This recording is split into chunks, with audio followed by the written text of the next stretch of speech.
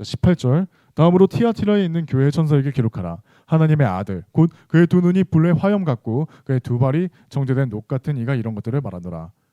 자, 티아티라 교회까지 한번 더 나아가 보시죠. 고통의 향기. 티아티라의 뜻은요, 고통의 향기입니다. 자, 세상과의 결혼을 통해 가지고 나타나는 것은 뭐예요? 고통의 향기라는 겁니다. 그리스도인이 얼마나 핍박을 받았으면 이름부터 고통의 향기입니다. 이 시대, 이 교회 시대 동안요, 암흑 시대의 핵심 기간이 이어지면서 AD 500년부터 AD 1000년까지 이어집니다. 이 시대 동안 카톨릭은 성경에 반대하는 거짓 교회로 변질되어 버려요. 19절. 내가 너의 행위들과 성도들의 사랑과 섬김과 믿음과 너의 인내와 너의 행위들을 아노니 처음 행위들보다 마지막 행위들이 더 많도다 라고 되어 있습니다. 처음 행위들보다 마지막 행위들이 더 많다. 이거 긍정적인 게 아닙니다. 이걸 두고서요, 처음에 잘해왔던 것들을 이어서 마지막까지도 잘해왔다고 볼 수 있겠지만 티아티라 교회는요, 첫사랑을 떠났을 뿐만 아니라 처음 행위로부터도 떠난 교회라는 겁니다. 처음 행위와 마지막 행위는요, 서로 반대되는 행위를 의미해요. 성경에서는 자주 마지막에 대해서 이야기를 할 때는 자주 부정적인 표현이 많습니다. 20절에 이제 19절 아마 20절 그래도라고 이야기를 하면서 네가 이토록 이 그래도라는 말을 하는데 이게 무슨 뜻이냐면 이 말의 뜻은 네가 이토록 잘못하고 있지만 그럼에도 불구하고 인내하고 너희가 돌이킬 수 있는 길을 알려주겠다라는 의미로서 받아들이는 게 좋을 겁니다. 자, 바로 20절 넘어가시죠. 그래도 내가 너를 반대하는 것들이 몇 가지 있나니 네가 이세벨 그 여자를 용납하였기 때문이라. 그녀는 자신을 여예언자라 부르니 나의 종들을 가르치고 미혹하여 음행하게 하고 우상들에게 희생제물로 바쳐진 것들을 먹게 하는도다 라고 되어 있습니다. 자, 이제 원인에 대해서 이야기를 하는 거죠. 이 구절에서 하나님께서는 티아티라 교회가 어떻게 해서 하나님으로부터 멀어졌는가를 알려주고 계신 거죠. 우리에게도 마찬가지로 중요한 것은 원인이에요. 그 원인을 제거해야 우리가 죄에서부터 떠날 수 있습니다. 지금 하는 행위를 중단하다 하더라도요, 지금 내가 뭔가 잘못하고 있습니다. 근데 그걸 중단한다 하더라도 원인 자체를 제거하지 않으면 우리는 다시 죄에 빠지게 될 겁니다. 이거를 반드시 필히 깊게 생각해 봐야 되겠습니다. 내가 무언가를 잘못했어요. 내가 죄를 지었다는 걸 스스로 깨달았습니다. 그렇다면 물론 당연히 즉시로 그 행위를 중단하는 게 맞죠. 하지만 그 다음에 중요한 거는 뭐냐면 원인의 제거입니다. 그냥 지금 딱 끝냈으니까 나 절제 잘했어 하고 만족하고 끝나는 게 아니라 원인을 반드시 제거해야 된다. 제가 이거 지금 3번 강조하잖아요. 그만큼 중요하다는 겁니다. 자, 그 다음에 이제 티아티라 교회의 경우에는 어떤 경우인지 이제 또 살펴보시죠. 티아티라 교회가 하나님으로부터 멀어진 이유는 이세벨을 용납했기 때문이라고 돼 있어요. 여기서 이세벨은요, 열왕기상에서 나오는 그 여자입니다. 이 여자는 바알을 섬기면서 경배했던 여자인데요, 우상 숭배자답게 음행하고 이스라엘에게 희생제물로 바쳐진 것들을 먹게 했습니다. 열왕기상하에서는 이스라엘에게 희생제물로 바쳐진 것들을 먹게 했다는 구절은 없어요. 그러니까 요한계시록에서는 알려지지 않았던 내용을 추가로 알려주는 대목임을 알 수가 있다는 거죠. 우리가 한번 이제 본문을 다시 살펴봅시다. 자, 그녀는 자신을 여예언자라 부르니 나의 종들을 가르치고 미혹하고 음행하게 하고 우상들에게 희생제물로 바쳐진 것들을 먹게 하는도다라고 돼 있어요. 자, 이게 여기서 보여진다는 부분인 거죠. 자, 이 여자는 발라함이 가르쳤던 것과 동일한 것을 교회에게 제시하고 있습니다.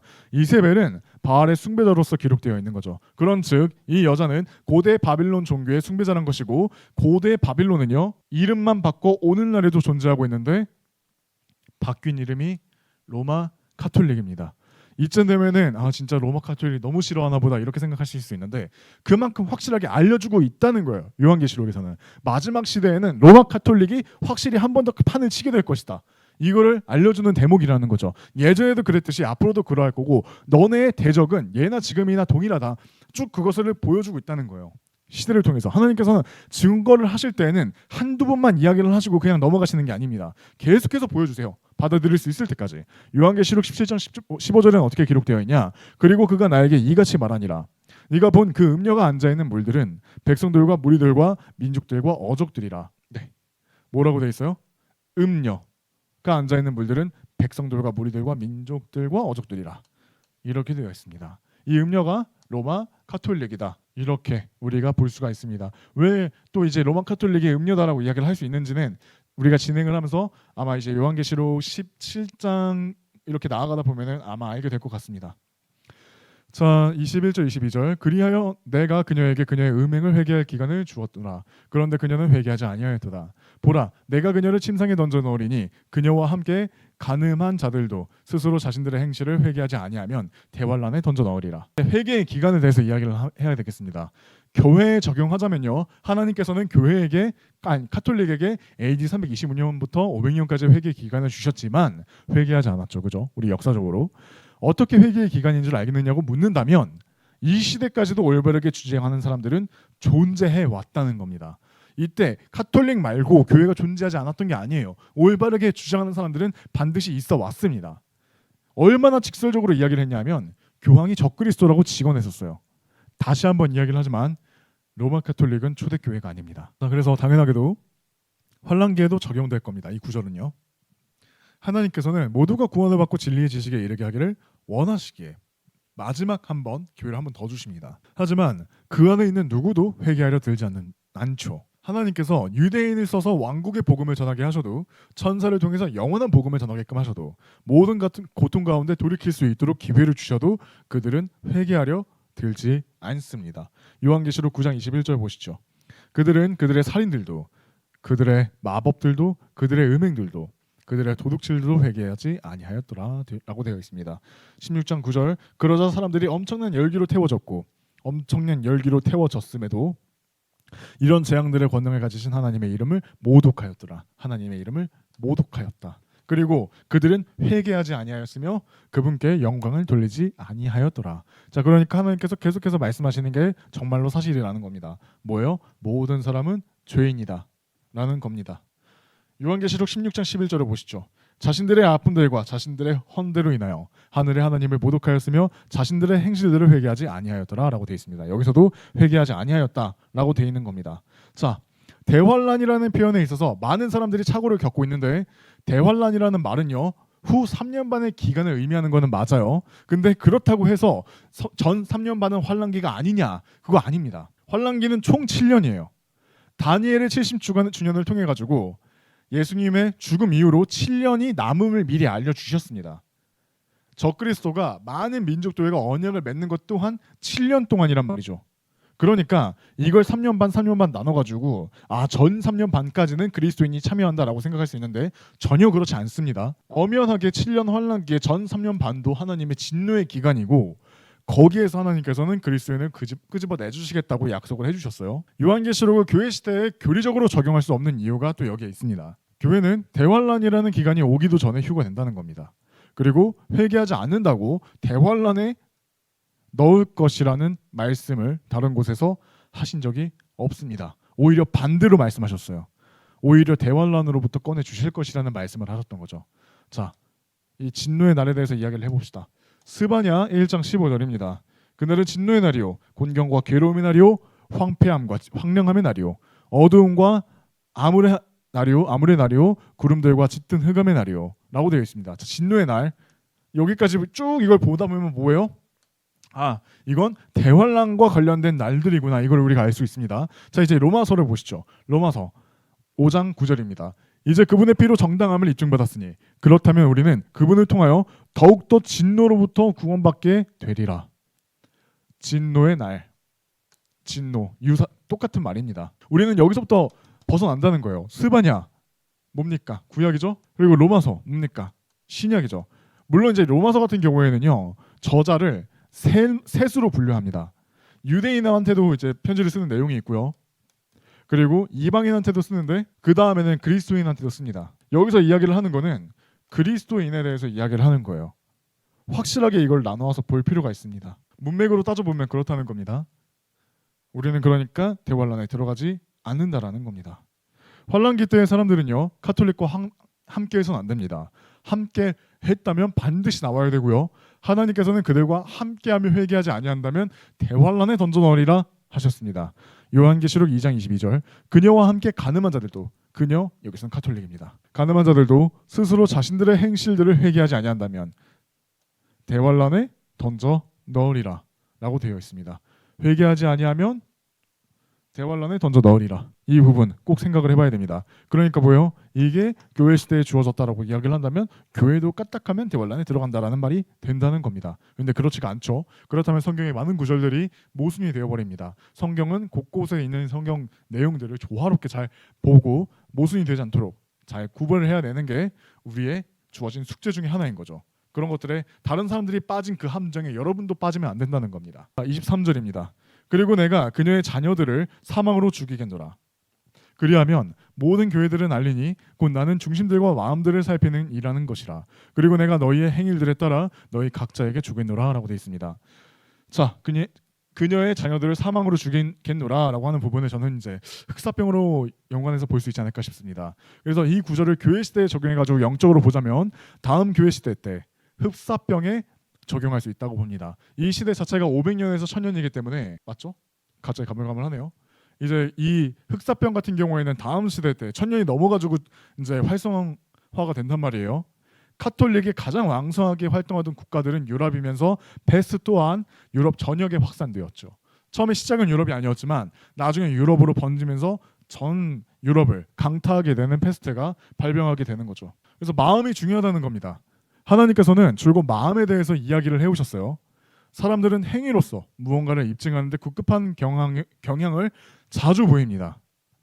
이게 왜 그러냐 이야기를 하자면 물론 뭐 잘못된 가르침으로 인해서 내가 구원을 받아 잃을까 하면서 그런 보이는 모습이지만 그렇다 해도 조금이라도 올바른 마음을 가졌으면 과연 하나님께서 올바른 진리의 지식을 안 주셨을까 하는 의문을 가질 수 있다는 거죠. 그러니까 결국에는 뭐예요? 결국엔 중요한 건 내 마음이 어떻냐라는 겁니다. 자, 상벌에 대해서 이야기를 하자면 하나님께서는 행위에 따라 벌을 주시지만 상까지도 주신다는 겁니다. 그리스도인은 환란에 들어닥치기 전에 휴가가 되며 환란의 기간 동안 그리스도의 심판석에서 상벌이 결정되지만 그리스도인이 아닌 모든 구원받은 사람은요 백보자 심판석에서 상에 대한 심판을 받게 될 겁니다.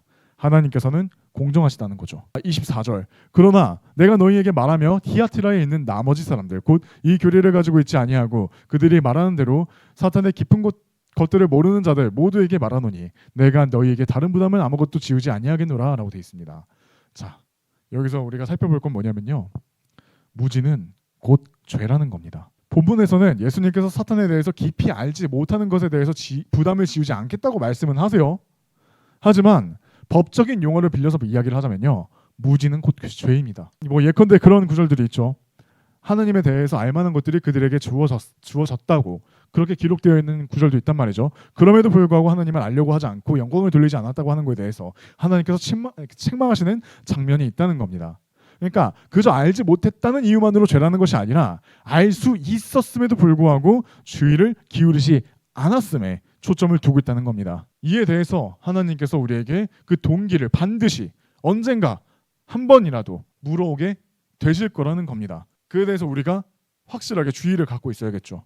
야고보서 4장 17절에서는 어떻게 기록되어 있냐? 그러므로 선을 행할 줄 알면서 그것을 행하지 아니하는 자에게는 그것이 그에게 죄가 되느니라. 이건 우리한테도 적용할 수 있는 구절이에요.